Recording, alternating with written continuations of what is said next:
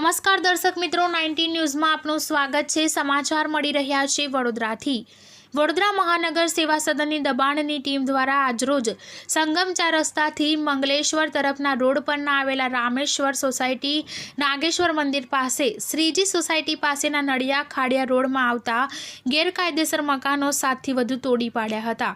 રહીશોની માંગ છે કે મકાન ભલે તોડ્યા પણ તેના બદલે મકાન આપો। મકાન તો આપ્યા જ નથી, વર્ષોથી રહીએ છીએ અને આવી ઠંડીમાં અમે ક્યાં જઈએ? મકાન તોડીને મારો સામાન રોડ પર પડ્યો છે।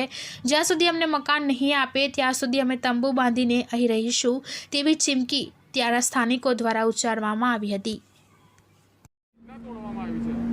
વડોદરા મ્યુનિસિપલ કોર્પોરેશનના ઉત્તર ઝોનમાં સમાવિત વહીવટી બોર્ડ નંબર 8ના વિસ્તારમાં આવેલ સંગમથી મંગલેશ્વર તરફના રોડ પર આવેલા રામેશ્વર સોસાયટી નાગેશ્વર મંદિરની પાસે શ્રીજી સોસાયટીની બાજુમાં કોર્પોરેશનના ટીપી ફાઇનલ પ્લોટ નંબર 7ની પશ્ચિમને અડીને આવેલા નાળિયા ખાડિયા રસ્તામાં કરવામાં આવેલા ગેરકાયદેસર ઝૂંપડા,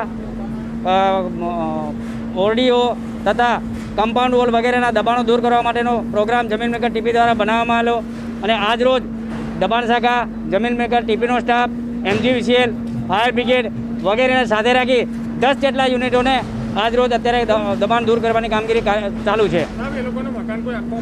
નહીં, અગાઉ એમને કોર્ટ કેસ ચાલતો હતો અને એ કોર્ટ કેસમાં નિકાલ ફાઇનલ સ્ટેજ પર નિકાલ થઈ ગયેલો હોય, લીગલનો અભિપ્રાય મેળવી જમીન મેકર ટીપી દ્વારા સદર પ્રોગ્રામ બનાવેલો હોય આજ રોજ દૂર કરેલ છે। એન્ક્રોચમેન્ટ રિમોલ ઓફિસર ફતાભાઈ પી બારિયા।